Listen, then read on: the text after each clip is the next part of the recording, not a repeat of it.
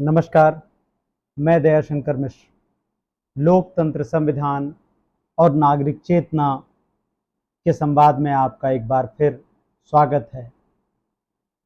राहुल गांधी को लेकर भारत का मीडिया जितने तरह का दुष्प्रचार कर सकता था, उसने कोई भी कोर कसर नहीं छोड़ी। हर तरह से मीडिया, जिसे आप गोदी मीडिया कहते हैं, उसने कोशिश की कि राहुल गांधी के खिलाफ एक ऐसा दुष्प्रचार हो, ऐसा जनमानस बने कि लोगों को लगे कि भारत में कोई विकल्प ही नहीं है। भारत में केवल एक ही विकल्प है और उस विकल्प का नाम है नरेंद्र मोदी। 2002 के बाद से देश की राजनीति में लगातार मीडिया पर कब्जे की कोशिश की गई और इस कोशिश को जनता की नजरों से बचाए रखने के लिए इसका केंद्र अहमदाबाद बना।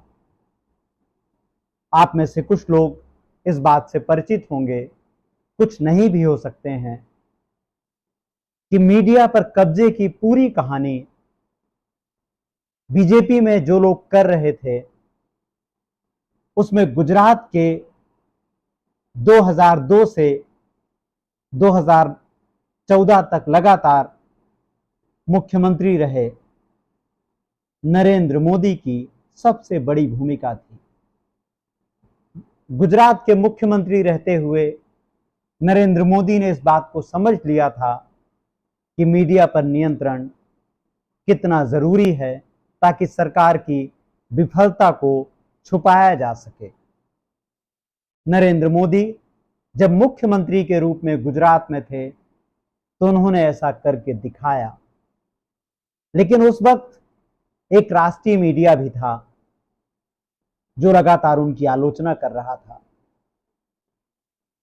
तो धीरे धीरे धीरे 2014 आने तक नरेंद्र मोदी और बीजेपी में ऐसा समूह जो मोदी समर्थक है, एक पूरी व्यूह रचना करते हैं और इस व्यूह रचना का केंद्र है किसी भी तरह मीडिया पर नियंत्रण हो। इसकी सबसे पहली शुरुआत होती है देश की सबसे बड़ी मीडिया कंपनी नेटवर्क 18 के रूप में, और नेटवर्क 18 का प्रबंधन राघव बहल के पास से फिसल कर देश के सबसे बड़े पूंजीपति मुकेश अंबानी के पास पहुंच जाता है। मुकेश अंबानी और नरेंद्र मोदी की नजदीकियां किसी से छुपी नहीं है। इसके बाद एनडीटीवी को लगातार चुप कराने की कोशिश की जाती है, लेकिन जब उसमें पूरी तरह विफलता सरकार को हाथ लगती है तो यह काम एक बार फिर मुकेश अंबानी के माध्यम से किया जाता है, क्योंकि एनडीटीवी ने एक कर्ज लिया था मुकेश अंबानी की सहायक कंपनी से, और उस कर्ज के पेपर रातों रात कुछ इस तरह से घूम फिर कर गौतम अडानी के पास पहुंच जाते हैं कि 2022 के खत्म होते होते एनडीटीवी पर सरकार का अप्रत्यक्ष नियंत्रण हो जाता है। तो अब कौन बचा मीडिया में? अब कोई बचा ही नहीं। अब सब एक जैसे हैं, सब एक जैसी खबरें दिखाते हैं, सब एक जैसी खबरें छापते हैं, सब एक जैसी खबरें बनाते हैं। आपने देखा होगा कि जब राहुल गांधी 7 अगस्त को प्रेस कॉन्फ्रेंस कर रहे थे तो किस तरह टीवी चैनलों ने चतुराई दिखाई। अंग्रेजी चैनल प्रेस कॉन्फ्रेंस का अंग्रेजी वाला हिस्सा गायब कर देते हैं, हिंदी वाला दिखाते हैं, हिंदी चैनल अंग्रेजी वाला दिखाते हैं, हिंदी वाला गायब कर देते हैं, और उसके बाद बेमतलब बहसों का, कुतर्कों का एक पूरा का पूरा मायाजाल आपके दिमाग को उलझाने में लगा दिया जाता है। कोई इस बात का सवाल करता ही नहीं कि कैसे एक व्यक्ति 4 जगह वोट डाल सकता है, कैसे एक छोटे से मकान में जिसमें 4 लोग नहीं रह सकते 80 लोग रहते हैं, 100 लोग रहते हैं। दैनिक भास्कर ने मध्य प्रदेश से रिपोर्ट छापी और बताया कि कैसे लाखों पते हैं जिनमें एक पते पर 200 लोग रह रहे हैं, कहीं 300 लोग रह रहे हैं। कुछ पते ऐसे हैं जिनमें एक पते पर 1000 से ज्यादा लोग रह रहे हैं। हमने इसी तरह की बातें महाराष्ट्र चुनाव के दौरान भी देखी थी, लेकिन तब भी चुनाव आयोग ने कोई जवाब नहीं दिया। इससे आप इस बात को समझिए कि सरकार के लिए सबसे बड़ा खतरा आखिर राहुल गांधी क्यों है। इसीलिए राहुल गांधी हैं। जो राहुल गांधी आपने 7 अगस्त को देखे, वही राहुल गांधी लगातार भारत की जनता की चेतना को जगाने की कोशिश कर रहे हैं। लेकिन इस प्रेस कॉन्फ्रेंस का असर पहली बार टीवी चैनलों की बंदिशों को तोड़कर जैसे जनता तक पहुंचता दिख रहा है। सोशल मीडिया इसकी सबसे बड़ी गवाही है, जहां बड़ी संख्या में लोग खबरें शेयर कर रहे हैं, वीडियो शेयर कर रहे हैं, और बीजेपी का झूठ जैसे कुंद पड़ता जा रहा है। इसलिए फिर एक बार मीडिया को सक्रिय किया गया है। बड़े बड़े विश्लेषक बताए गए हैं, बनाए गए हैं, जो इस तरह के लेख लिख रहे हैं जिनमें बताया जा रहा है कि एसआईआर को लेकर विपक्ष भ्रम फैला रहा है। आपकी स्क्रीन पर ऐसा ही एक लेख आ रहा है जिसे दैनिक भास्कर ने प्रकाशित किया है, और विडंबना देखिए कि एसआईआर में जो कुछ गड़बड़ियां हो रही हैं उनमें सबसे अच्छी रिपोर्टिंग दैनिक भास्कर ही कर रहा है। लेकिन अपने संपादकीय पेज पर उसी एसआईआर के पक्ष में ऐसा लेख भी दैनिक भास्कर में ही प्रकाशित हो रहा है। टीवी चैनलों में जो कुछ कहा जा रहा है वह तो सुनने योग्य है ही नहीं। केवल इस बात को समझिए कि वो कौन सी ताकतें हैं जो विपक्ष को आपकी नजर से पूरी तरह से खत्म कर देना चाहती हैं। सोशल मीडिया पर अब तमाम लोग जो राहुल गांधी की कभी बात नहीं करते थे, अपनी गलतियों को स्वीकार कर रहे हैं कि उन्होंने राहुल गांधी को समझने में भूल की है।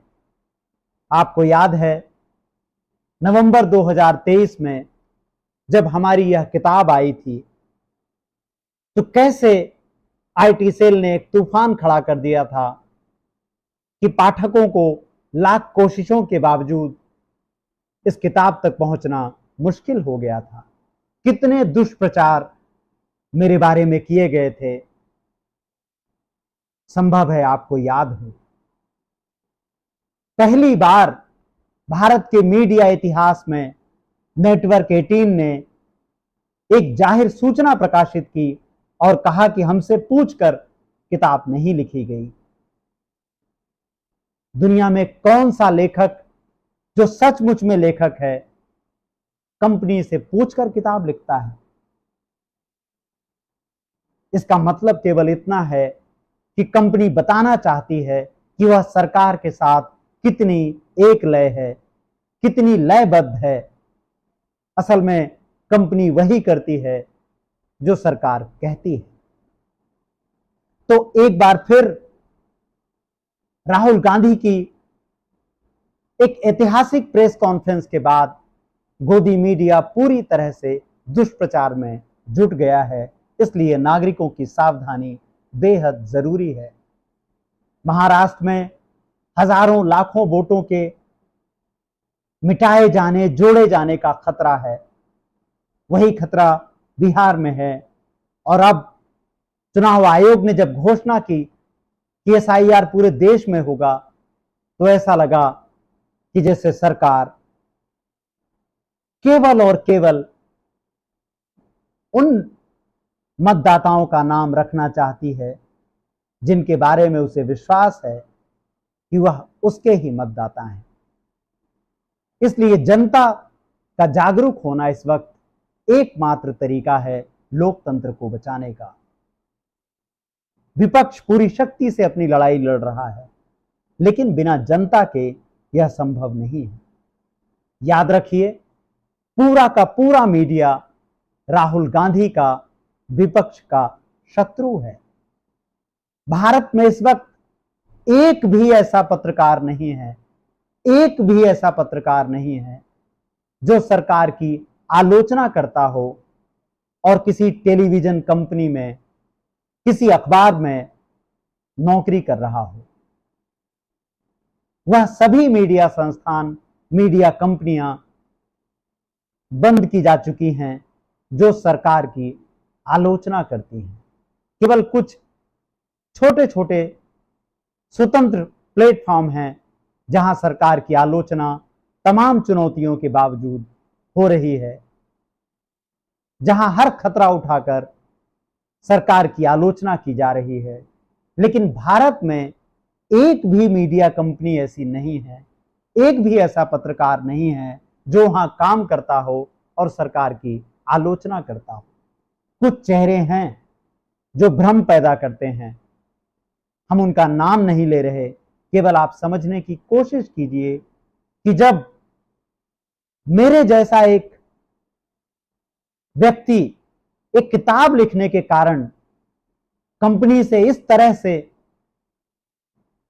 बाहर निकलने को मजबूर किया जा सकता है, उसे सौदेबाजी का ऑफर किया जा सकता है, तो यह जो तमाम बड़े चेहरे आप देखते हैं, अगर यह सचमुच नरेंद्र मोदी की आलोचना कर रहे होते तो इनका नौकरियों में बने रहना कभी संभव नहीं होता। इसलिए इन चेहरों से सावधान रहिए, भ्रम फैलाने वालों से सावधान रहिए। एक बात बिल्कुल साफ रखिए कि भारत का मीडिया लोकतंत्र का हत्यारा है। भारत का मीडिया विपक्ष का शत्रु है। उसका पूरा का पूरा योगदान नरेंद्र मोदी के लिए एक ऐसा अधिनायकवादी वातावरण तैयार करना है जिसमें नरेंद्र मोदी के अलावा कोई चेहरा ही नजर ना आए। आज के इस वीडियो में बस इतना ही। लोकतंत्र, संविधान और नागरिक चेतना पर हमारी इस मुहिम को अपना साथ दीजिए, अपना समर्थन दीजिए। आपके सहयोग के बिना हमारा सफर बहुत दूर तक नहीं चल पाएगा। नमस्कार, धन्यवाद।